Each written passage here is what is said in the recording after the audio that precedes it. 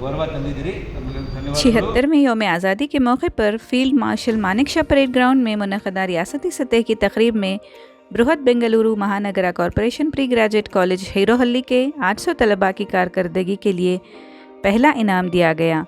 इस सिलसिले में आज बीबीएमपी के चीफ कमिश्नर तुषार गिरिनाथ ने बच्चों से बात की और उन्हें मुबारकबाद पेश की।